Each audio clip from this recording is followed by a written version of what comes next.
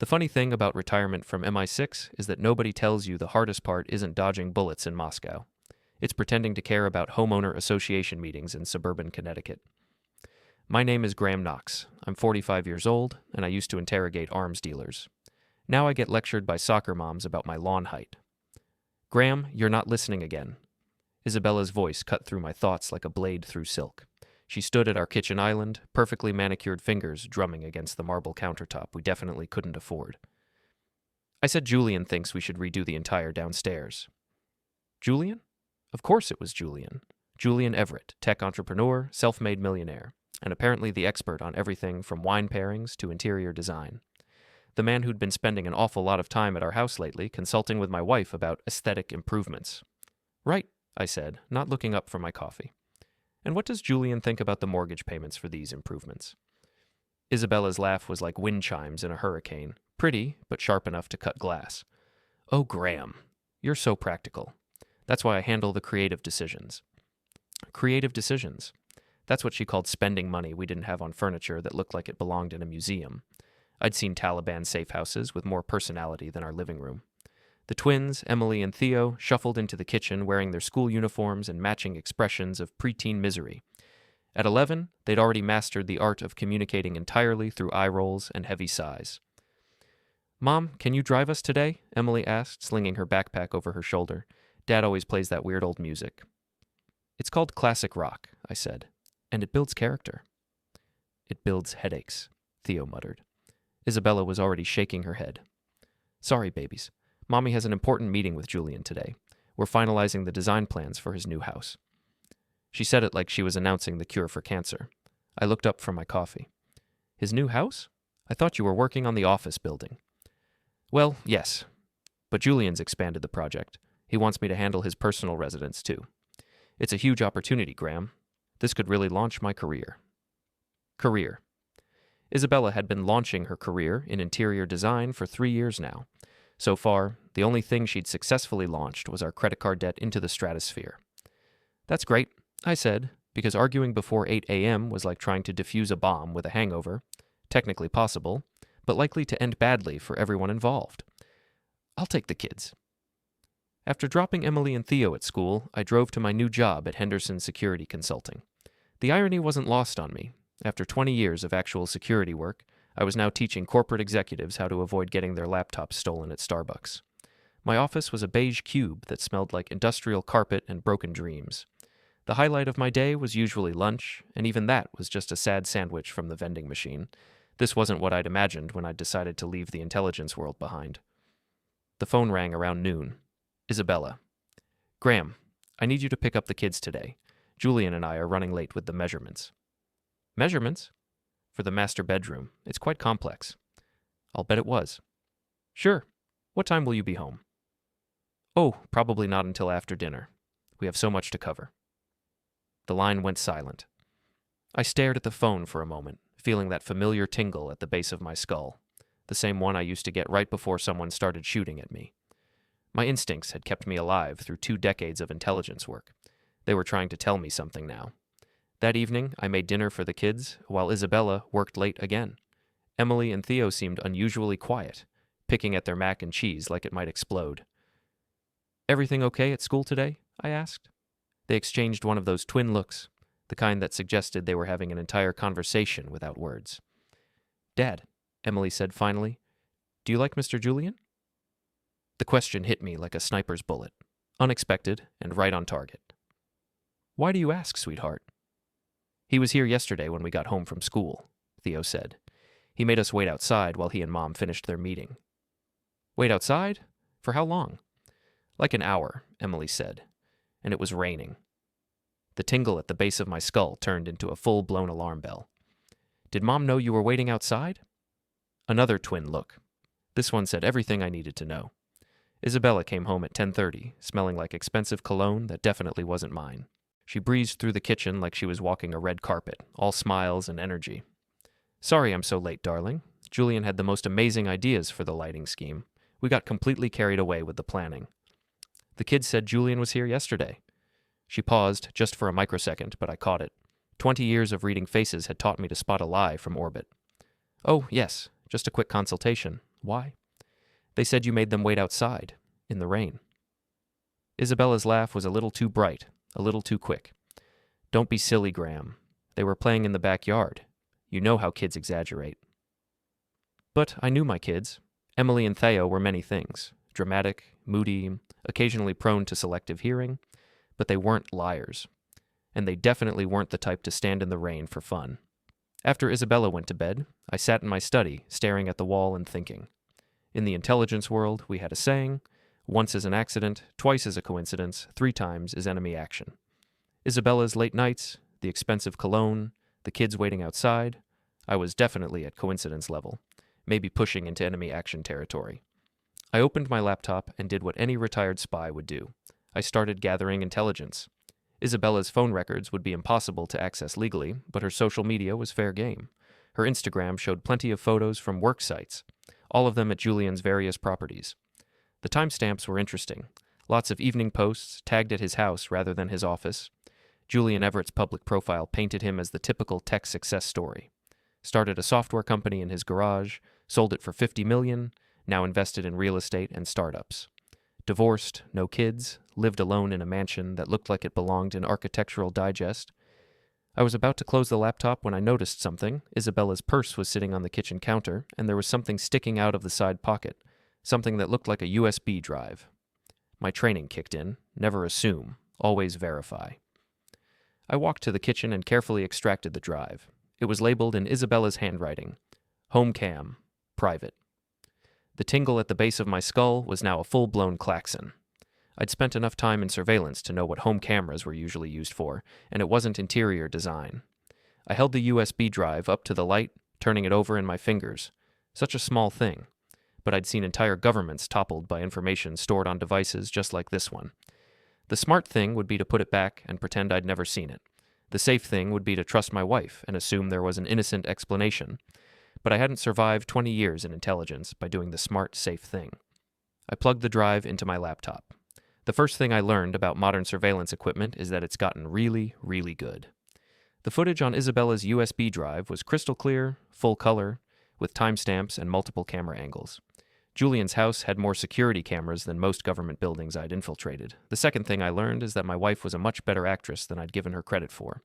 I watched 3 hours of footage before I found what I was looking for. The timestamp read 3:47 p.m., 2 days ago, the day Emily and Theo said they'd waited outside in the rain. The camera showed Julian's living room from a high angle. Isabella was there, looking perfectly put together in her designer jeans and silk blouse. Julian was there too, standing close enough to her that I could smell his cologne through the screen. But what made my pressure spike was the audio. "The kids are here," Isabella was saying, glancing toward what must have been the front door. "So?" Julian's voice was casual, dismissive. "Let them wait outside. We're not finished." "It's starting to rain." Julian shrugged. A little water never ruined anyone. Kids are waterproof, right?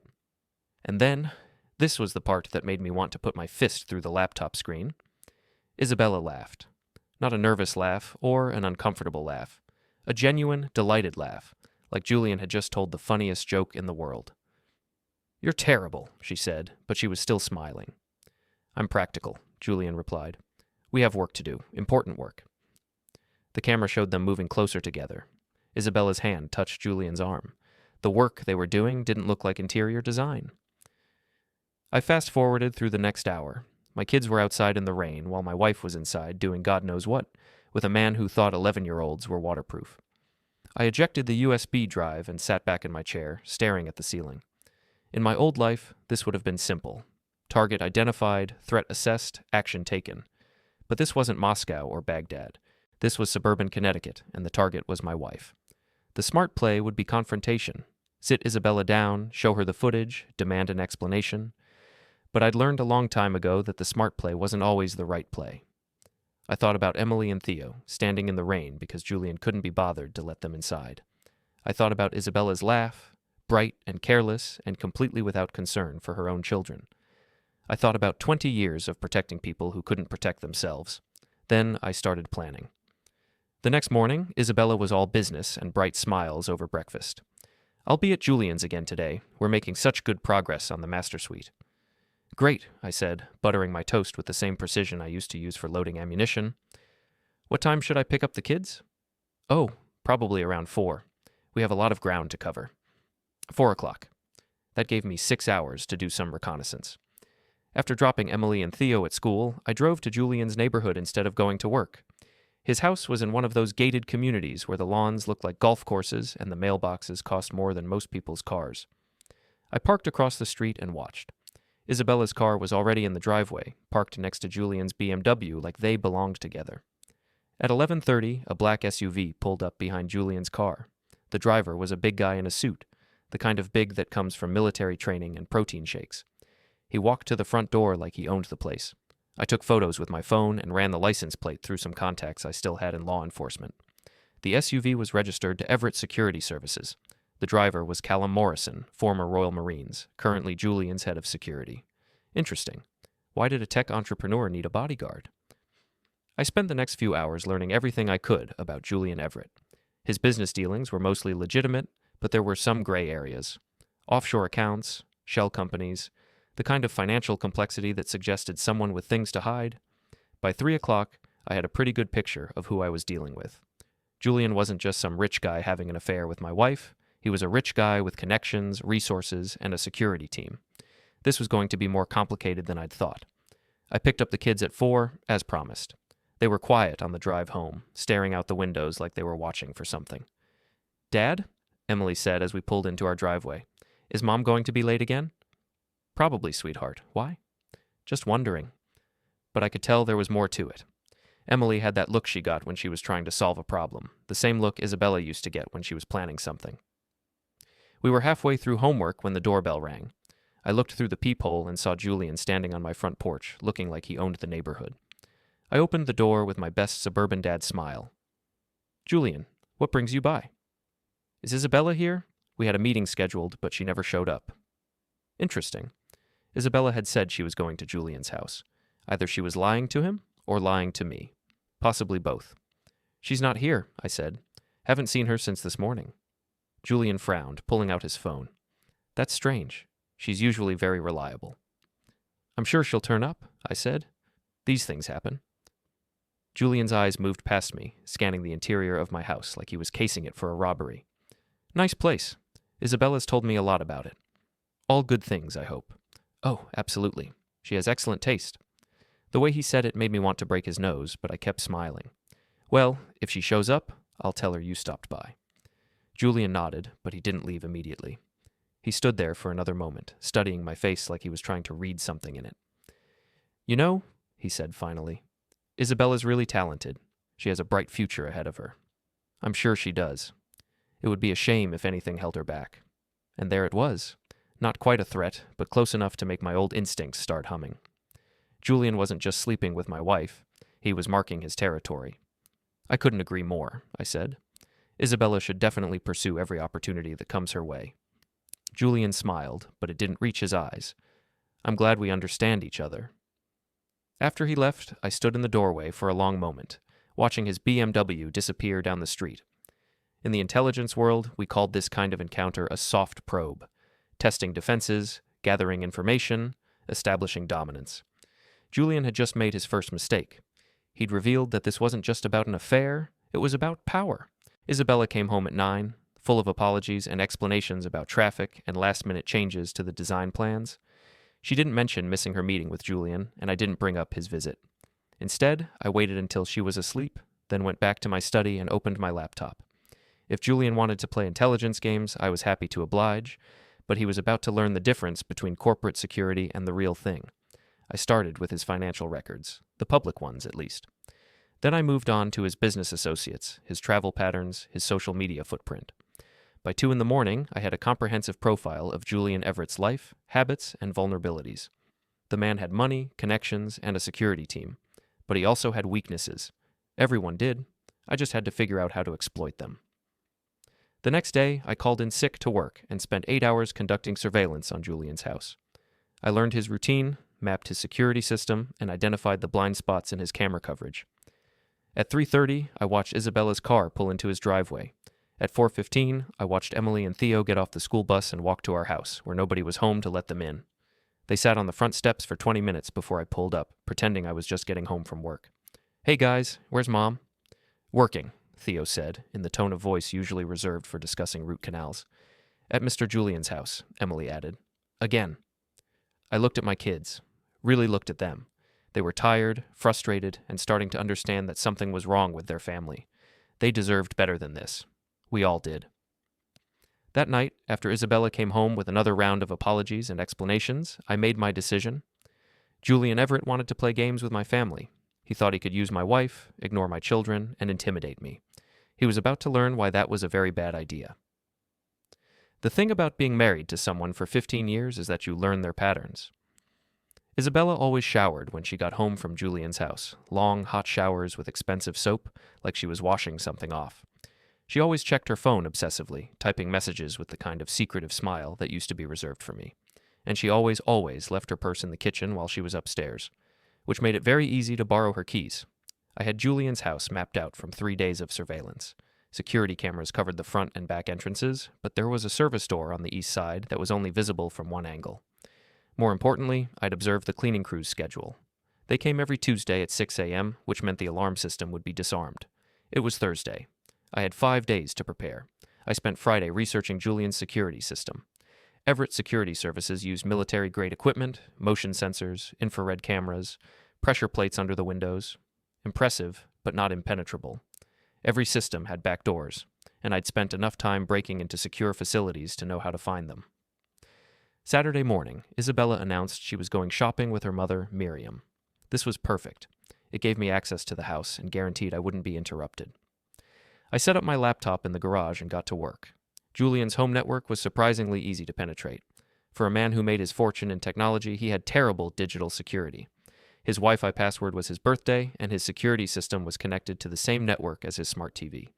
Within 2 hours, I had access to every camera in his house. The footage was educational. Isabella and Julian weren't just having an affair, they were documenting it.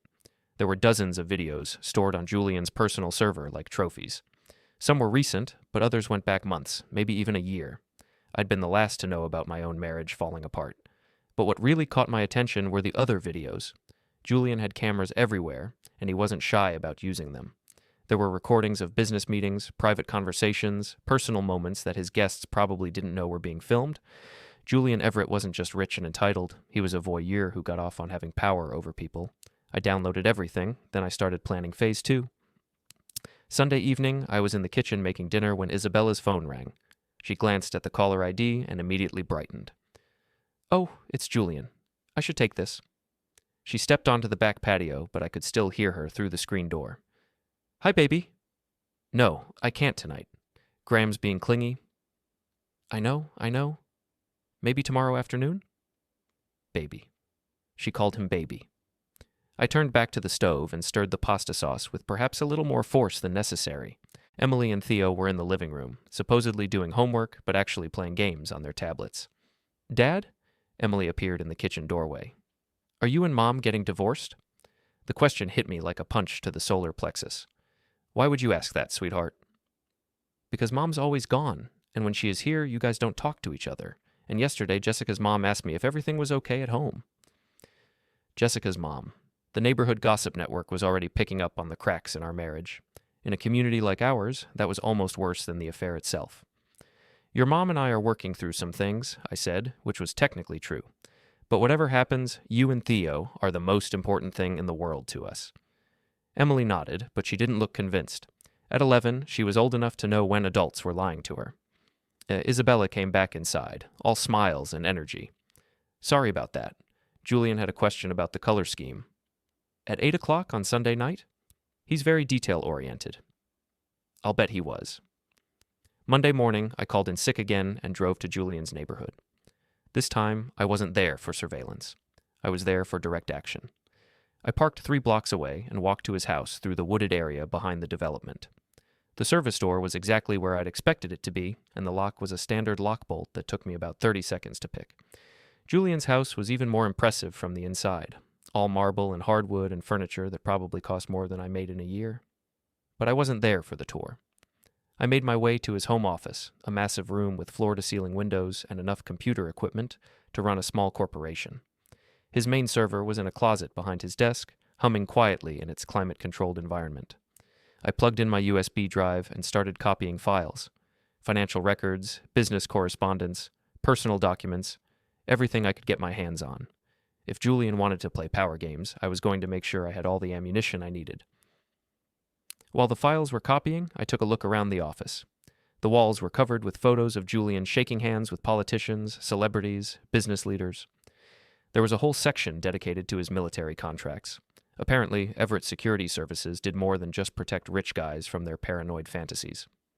On his desk was a framed photo of Isabella, taken at some fancy restaurant I didn't recognize. She was laughing at something off camera, her face bright with genuine happiness. It was the way she used to look at me. I pocketed the photo. The file transfer finished just as I heard a car pulling into the driveway. I checked the security monitor, Isabella's Honda arriving 3 hours early. I had about 30 seconds before she came through the front door. I yanked out the USB drive, closed the closet, and headed for the service door. But as I reached the hallway, I heard voices from the front of the house. "Told you I couldn't get away until this afternoon," Isabella was saying. "I missed you." Julian's voice, closer than I'd expected. I pressed myself against the wall and listened to them move toward the living room. They were between me and the service door. I was trapped.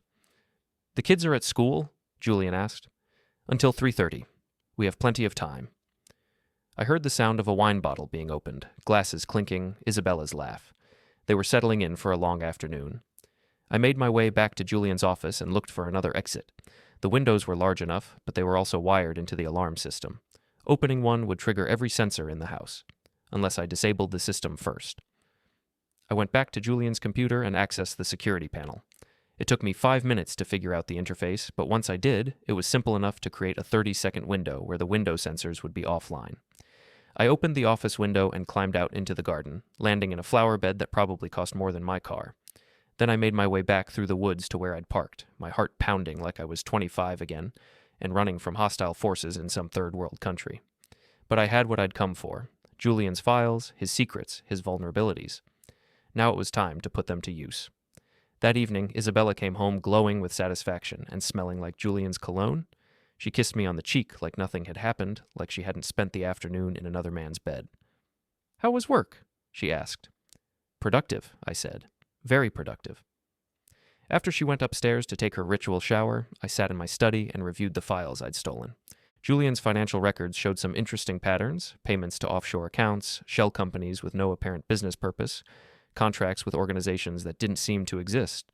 But the real treasure was in his personal correspondence, emails with business partners that revealed the less savory aspects of his operations, text messages with other women that showed Isabella wasn't his only extramarital interest, and most importantly, a series of documents that suggested Julian's security company was involved in some very questionable activities.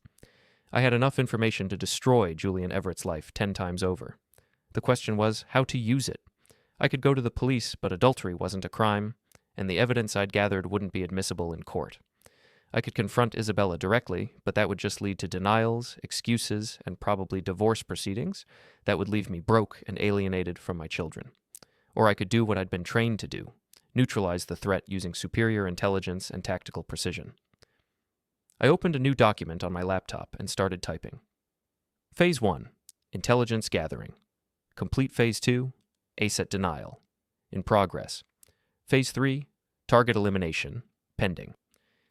In the intelligence world, target elimination didn't always mean what civilians thought it meant. Sometimes the most effective way to eliminate a target was to make them eliminate themselves. Julian Everett thought he was untouchable. He thought his money and connections made him invulnerable. He was about to learn the difference between corporate security and real operational experience. I spent the next 3 hours planning his downfall. The beauty of a well-executed intelligence operation is that the target never sees it coming. They go about their daily routine, confident in their security measures, unaware that every move they make is being watched, analyzed, and turned against them. Julian Everett was about to get a master class in operational security. Tuesday morning, I actually went to work, partly to maintain my cover, but mostly to use the office resources for Phase 2 of my operation. Henderson Security Consulting might have been a boring corporate job, but it did give me access to some useful databases. I spent my lunch break researching Julian's business associates, looking for pressure points and potential allies. His company, Everett Security Services, had contracts with several major corporations, but also some government agencies that preferred to keep their relationships quiet. More interesting were his personal connections. Julian moved in wealthy social circles, the kind where reputation was everything and scandal was social ruin. These people had invested millions with him, trusted him with their security, invited him into their homes and private clubs. They wouldn't appreciate learning that their golden boy was a voyeur who recorded private conversations and stored the footage like blackmail material. I made a list of 20 key contacts and started crafting personalized messages. Wednesday afternoon, while Isabella was at her design meeting, I put Phase 2 into action. I created an anonymous email account and began sending carefully edited video clips to Julian's business partners and social contacts. Nothing explicit. I wasn't interested in revenge porn.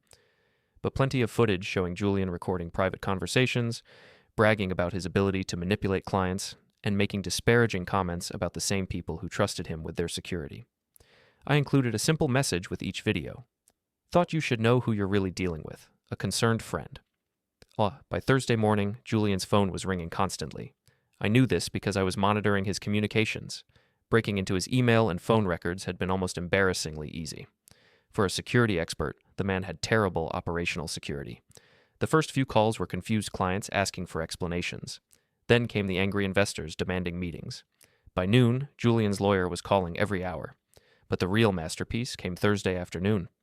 I was picking up Emily and Theo from school when I saw Isabella's car speeding past us in the opposite direction, heading toward Julian's house. Her face was pale, or her expression grim. 20 minutes later, my phone rang. "Graham, I need you to watch the kids tonight. There's been some kind of crisis at Julian's company. I need to help him sort it out." "What kind of crisis?" "Someone's been spreading lies about him, trying to sabotage his business. It's terrible." I made appropriate sympathetic noises while internally celebrating. Phase 2 was working perfectly. That evening, while Isabella was at Julian's house doing damage control, I implemented Phase 3, direct confrontation. I waited until the kids were asleep, then drove to Julian's neighborhood and parked across the street from his house. Isabella's car was in the driveway, along with 2 other vehicles I didn't recognize. Through the front windows, I could see people moving around inside, Julian, Isabella, and what looked like his lawyer and accountant. I pulled out my phone and called Julian's cell number. "Who is this?" His voice was sharp, stressed. "Someone who knows what you've been doing." A pause. "I'm going to hang up now." I wouldn't recommend that. Not unless you want the police to receive copies of your home security footage, specifically the videos showing you recording private conversations without consent. Another pause, longer this time. "What do you want?" "I want to have a conversation, face to face, tomorrow, noon, at the Starbucks on Main Street. Come alone. And if I don't? Then by tomorrow evening, every news outlet in the state will have copies of your greatest hits collection. I'm particularly fond of the one where you're explaining to your accountant how to hide money from the IRS. I hung up before he could respond. Friday at noon, I was sitting at a corner table in Starbucks, watching Julian pace outside on the sidewalk. He looked like he hadn't slept in days. His usually perfect hair was disheveled, his expensive suit was wrinkled, and his face had the gray pallor of a man whose world was falling apart. He finally came inside and sat down across from me, his eyes darting around the coffee shop like he expected snipers to emerge from behind the pastry display. "You're Isabella's husband," he said. It wasn't a question. "Graham Knox. Pleased to finally meet you properly." Julian leaned forward, lowering his voice. "Look, I don't know what you think you know. I know you've been sleeping with my wife for over a year. I know you record private conversations in your house without telling your guests. I know you have offshore accounts that the IRS would find very interesting. And I know that yesterday you made my children wait outside in the rain because you couldn't be bothered to let them into your house." Julian's face went white. "I can explain. I'm sure you can. But I'm not interested in explanations. I'm interested in solutions." "What kind of solutions?" I pulled out my phone and showed him a video, security footage from his own cameras, showing Isabella laughing while Emily and Theo stood outside in the rain. "The kind that ensure my children never have to deal with you again." Julian stared at the screen, his jaw working silently. Finally, he looked up at me. "What do you want?" "I want you to end your relationship with my wife, immediately. No contact, no meetings, no phone calls. You're going to tell her that you've decided to use a different interior designer." "And if I do that?" "Then the videos I sent to your business partners will be the end of it. No police involvement, no media attention, no further damage to your reputation." Julian's hands were shaking slightly as he reached for his coffee cup. "You've already destroyed my business. Half my clients have canceled their contracts." "That's the cost of doing business with other people's families." You don't understand. I have obligations, debts. If I lose any more clients, then you should have thought of that before you decided to use my wife and endanger my children. I stood up, leaving my coffee untouched. You have 24 hours to end things with Isabella. If you don't, the next batch of videos goes to the police and the media. Wait.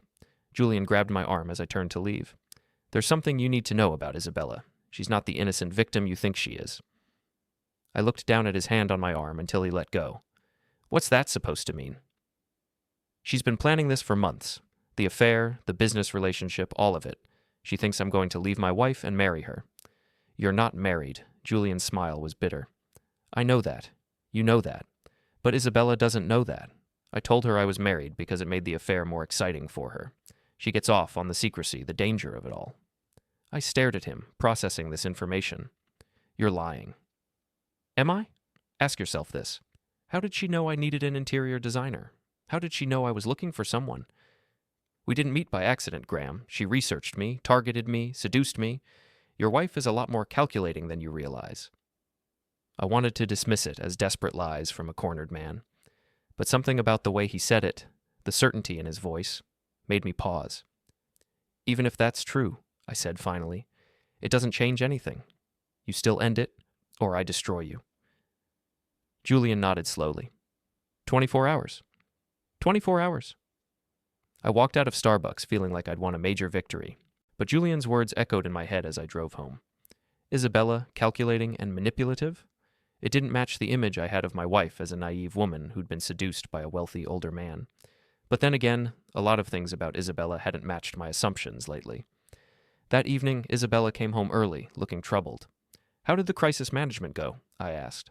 She sighed, sinking into the couch beside me. It's been a nightmare. Someone's been spreading rumors about Julian's business practices. He's lost several major clients. That's terrible. Any idea who might be behind it? Isabella shook her head. Julian thinks it might be a competitor trying to steal his contracts. But some of the information is very specific, very personal. It has to be someone with inside access. I made sympathetic noises while watching her face carefully. She seemed genuinely upset about Julian's troubles. But there was something else there too, something that looked almost like fear. I'm sure he'll figure it out, I said. Julian strikes me as a resourceful guy. He is. But this is really serious, Graham. If he loses his security clearances, his whole business could collapse. And what would that mean for your interior design work? Isabella's face tightened. I don't know. I've put so much time and energy into this project. If Julian goes under... She trailed off, but I could see the wheels turning in her head. She wasn't just upset about losing a client. She was upset about losing her meal ticket. Maybe Julian had been telling the truth after all. The next morning, I was in my office when my phone rang. Julian's number. It's done, he said without preamble. I called Isabella this morning and told her I was ending our business relationship and our personal relationship. How did she take it? Not well. She accused me of using her, said I'd let her on, threatened to tell my wife about the affair. Your imaginary wife. Right. I had to tell her the truth about that. She didn't take it well either. I could imagine. Isabella's grand romance, her ticket to a better life, had just evaporated. What did you tell her about ending the relationship? That I'd decided to reconcile with my ex-wife, that I couldn't continue seeing her because I wanted to save my marriage. It was a good lie, believable, final, and it made Julian the bad guy instead of revealing my involvement. Good. And Julian? If you ever come near my family again, what I did to your business will look like a love letter compared to what I'll do to your life. The line went silent. I sat back in my chair, feeling a mixture of satisfaction and exhaustion. Phase 3 was complete. Julian was neutralized, his relationship with Isabella was over, and my children would never again have to wait in the rain while their mother chose her lover over them. But I had a feeling the hardest part was still ahead of me. Isabella would be coming home tonight, and she would be angry, hurt, and looking for someone to blame. I was about to find out just how calculating my wife really was. Oh, Isabella came home that Friday evening like a hurricane making landfall. I heard her car door slam in the driveway with enough force to crack the hinges, followed by the sharp staccato of her heels on the front walkway. She burst through the front door with her face flushed and her eyes blazing. Graham, we need to talk, now. Emily and Theo looked up from their homework at the kitchen table, their eyes wide with the kind of alert wariness that kids develop when they sense adult drama brewing. Kids, why don't you go finish your homework upstairs? I said calmly. They didn't need to be told twice. They gathered their books and disappeared up the stairs like smoke, leaving Isabella and me alone in the kitchen. "Julian ended our business relationship today," Isabella announced, dropping her purse on the counter with enough force to rattle the dishes. "I'm sorry to hear that. What happened?" Isabella's laugh was sharp and bitter. "What happened is that he's a lying, manipulative bastard who's been playing games with me for months." She started pacing around the kitchen like a caged animal, her hands gesturing wildly as she spoke. "He told me he was married, Graham. He made me believe that we were having this great, passionate affair, that he was going to leave his wife for me. And today I find out there is no wife. There never was. He made the whole thing up because he thought it would make the affair more exciting." I nodded sympathetically while internally marveling at the irony. Isabella was furious at Julian for lying to her, while she'd been lying to me for over a year. "That's terrible," I said. "What are you going to do?" "I don't know." Isabella threw her hands up in frustration. "I've put everything into this relationship, Graham. I turned down other clients, I invested my own time and money into his projects, I thought we had a future together, and now he just cuts me off like I meant nothing to him." She stopped pacing and looked at me with an expression I'd never seen before, raw, desperate need. "I need your help," she said. "My help with what?" "I need you to talk to him, man to man.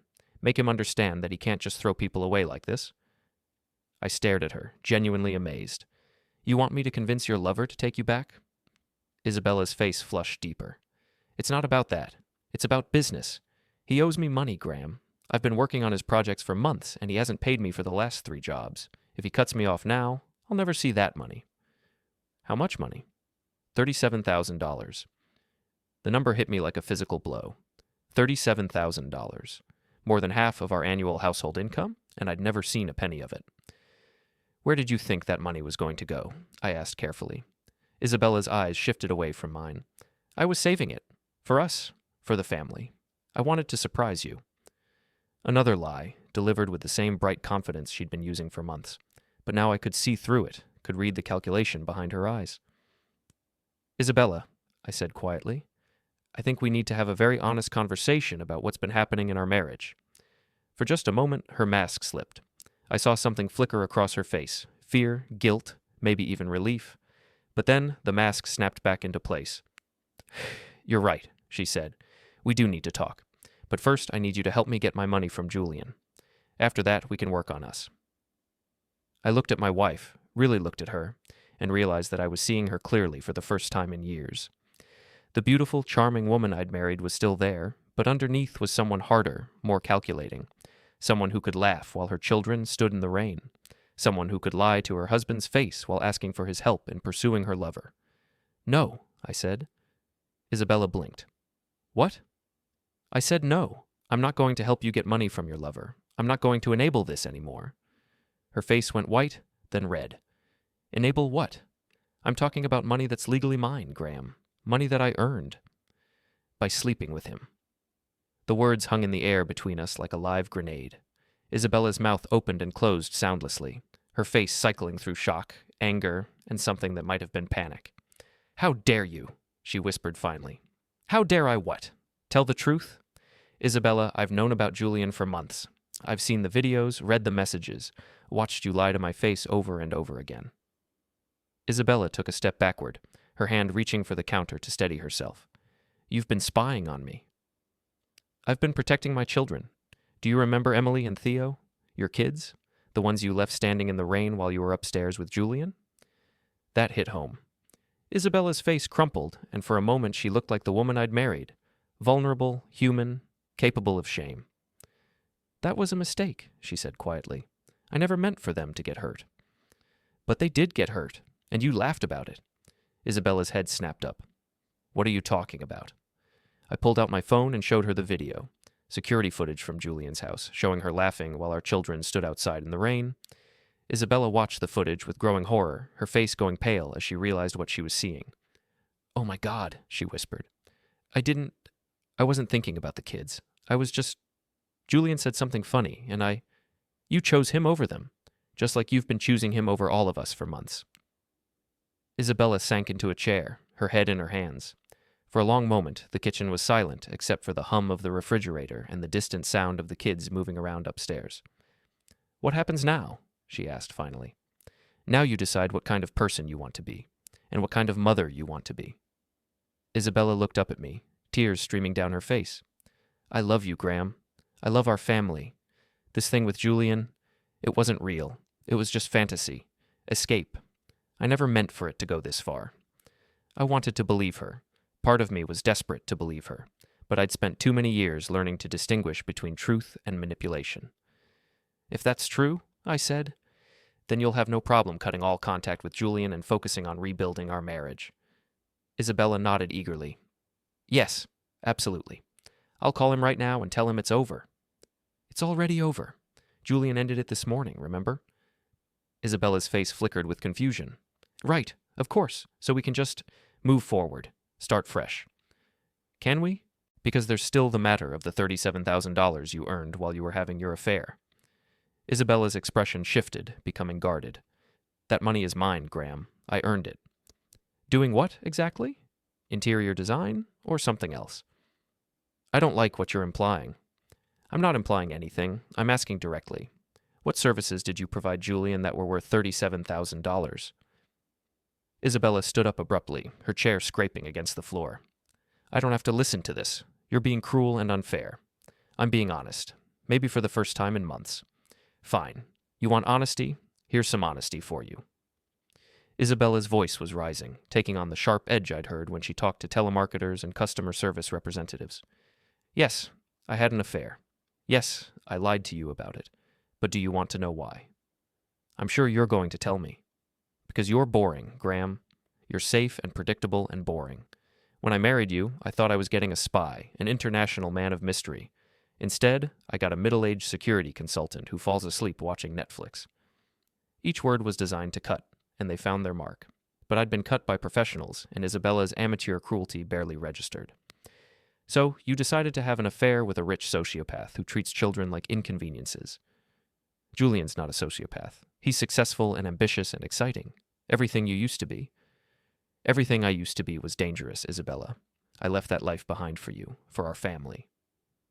Well, maybe that was a mistake. The words hung in the air between us, final and devastating. Isabella seemed to realize what she'd said, because her face immediately softened. Graham, I didn't mean... Yes, you did. And you know what? You're right. Maybe it was a mistake. I walked to the kitchen counter and picked up the car keys. Where are you going? Isabella asked. Out. I need to think. When will you be back? I looked at my wife, at the woman who just told me that sacrificing my dangerous career for our family had been a mistake, and realized that I didn't have an answer. I don't know, I said. I walked out of the house and got in my car, leaving Isabella standing in the kitchen with tears streaming down her face. But as I drove away, I wasn't thinking about her tears or her apologies or her promises to change. I was thinking about Emily and Theo, standing in the rain while their mother chose her lover over them. I was thinking about $37,000 in missing income. I was thinking about Julian's words, "She's not the innocent victim you think she is." And I was thinking that maybe it was time to stop playing defense and start playing offense. Isabella wanted excitement. She was about to get more excitement than she could handle. But first, I needed to make sure my children were protected from whatever came next. I drove around for 2 hours before I made my decision. Not about Isabella. That decision had been made the moment she laughed while our children stood in the rain. But about what came next, and how to protect Emily and Theo from the fallout. I ended up at Pete Morrison's house. Pete was my closest friend from the old days, a former Metropolitan Police detective who'd retired to suburban Connecticut around the same time I'd left MI6. He was the only person who knew the real details of my former career, and the only person I trusted completely. Pete took one look at my face and handed me a beer without saying a word. We sat on his back deck in comfortable silence for 10 minutes before he finally spoke. Wife troubles? You could say that. The tech guy?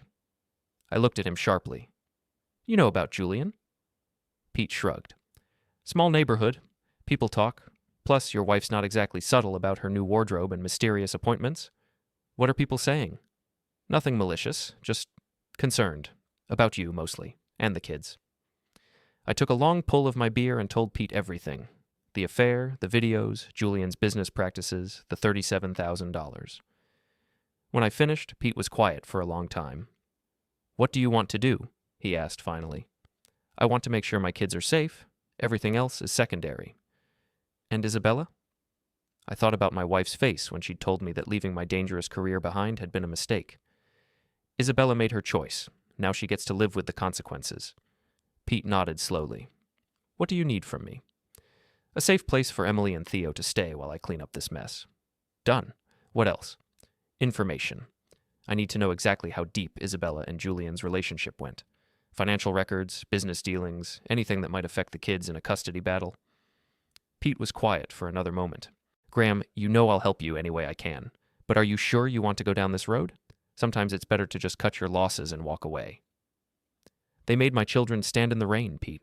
While they were upstairs playing house, Emily and Theo were getting soaked because Julian couldn't be bothered to let them inside. Pete's expression hardened. He'd never had children of his own, but he understood the line that had been crossed. Okay, he said. Let's burn it all down. I got home at midnight to find Isabella waiting up for me in the living room, still wearing the same clothes from our confrontation. Her makeup was smeared, her eyes were red from crying, and she looked smaller somehow, diminished.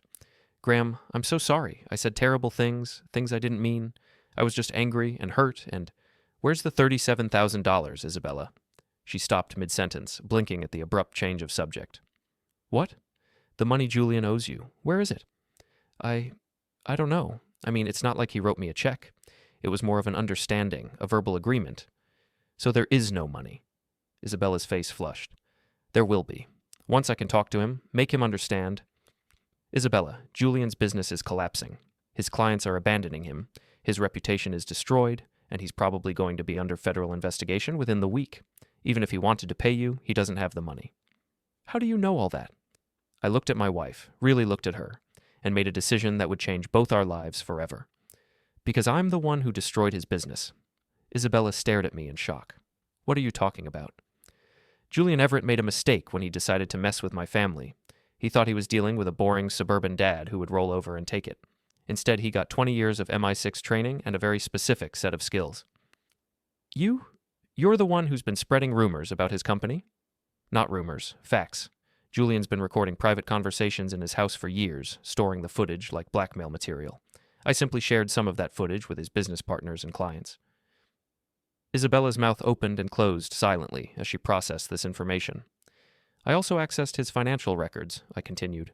Julian's been hiding money from the IRS, using shell companies to avoid taxes, and paying bribes to government officials to secure contracts. The FBI is going to be very interested in what I found. You hacked into his computer? Among other things. Did you know that Julian's not just having an affair with you? There are at least 3 other women, all of them married, all of them thinking they're his only mistress. Isabella sank back into her chair, her face white with shock. The man you thought you were in love with is a tax-evading, voyeuristic sociopath who gets off on manipulating vulnerable women, and you brought him into our children's lives. I didn't know, Isabella whispered. I swear to God, Graham, I didn't know any of that. But you knew he was married. At least you thought he was. You knew you were having an affair with a married man, and you didn't care. Isabella started crying again, but this time there was no manipulation in it, no performance. She was crying because her fantasy had been stripped away, leaving her face to face with the reality of what she'd done. What happens now? She asked. Now you pack a bag and go stay with your mother for a while. Isabella's head snapped up. What? Graham, no. This is my home, my family. This is Emily and Theo's home, and right now they need stability and security, not a mother who's having a breakdown because her affair partner turned out to be a criminal. You can't kick me out of my own house. I'm not kicking you out. I'm suggesting that you take some time to figure out what you really want, because if you want to save our marriage, you're going to have to prove that you're willing to put our children first. Isabella stood up, her face cycling through anger, desperation, and something that might have been calculation. And if I don't go? I looked at my wife and realized that I felt nothing for her. Not love, not anger, not even pity. She'd become a stranger to me, someone whose priorities and values were so alien that we might as well have been from different planets. Then I'll file for divorce and full custody of the children, and I'll make sure the judge sees the video of you laughing while Emily and Theo stood in the rain. Isabella's face crumpled. She knew she'd lost. More importantly, she knew she deserved to lose. How long? She asked quietly. As long as it takes for you to figure out what kind of person you want to be. Isabella nodded and walked upstairs to pack. I sat in the living room and listened to her moving around above me, opening drawers and closets, gathering the pieces of her life. 30 minutes later, she came back downstairs with a suitcase and her purse. She stopped at the front door and looked back at me. I do love you, Graham, and I love Emily and Theo. I know I made mistakes, but I do love our family. I know you do, I said, in your own way. After Isabella left, I went upstairs and checked on the kids. They were both awake, sitting on Emily's bed and whispering to each other. Is Mom coming back? Emily asked when she saw me in the doorway. Eventually, I said. She just needs some time to work through some things. Are you getting divorced? Theo asked. I sat down on the bed between them and put my arms around both kids. I don't know yet, buddy. But whatever happens, you and Emily are the most important thing in the world to me. Nothing is ever going to change that. Emily leaned against my shoulder. We heard you and Mom fighting. I know, I'm sorry about that. Adults sometimes have disagreements, but that doesn't mean it's your fault or that you did anything wrong. Is it because of Mr. Julian? Theo asked. I looked down at my son, surprised by his perceptiveness. What makes you ask that? Because Mom's been different since she started working for him. She's been meaner, and she's never around anymore. Out of the mouths of babes. My 11-year-old son had figured out what I'd been blind to for months. Yeah, I said. It's partly because of Mr. Julian, but mostly it's because your mom and I forgot how to talk to each other, honestly. Will you try to remember? Emily asked. We'll try, sweetheart. But even if we can't, you and Theo will always be loved and taken care of. I promise. I tucked them back into their beds and went downstairs to my study. I had work to do. Over the next 3 days, I systematically dismantled what was left of Julian Everett's life. I sent his tax records to the IRS, his bribery evidence to the FBI, and his voyeurism footage to the local police. I also sent copies of everything to a journalist friend who specialized in corporate corruption. By Thursday, Julian's house was swarming with federal agents. By Friday, he was under arrest for tax evasion, wire fraud, and violation of privacy laws. His security company was shut down, his assets were frozen, and his name was front-page news in every major newspaper in the state. Isabella called me that Friday evening, sobbing hysterically. Graham, they arrested Julian. The FBI came to his house and arrested him. The news is saying he's been stealing money and recording people without permission. Did you do this? Julian did this to himself, I said. I just made sure the right people found out about it. But what about my money? What about the $37,000 he owes me? And there it was. Even with her lover in federal custody and her marriage in ruins, Isabella was still thinking about the money. There is no money, Isabella. There never was. Julian was stringing you along, just like he strung along all his other mistresses. The line was quiet for a long moment. Other mistresses?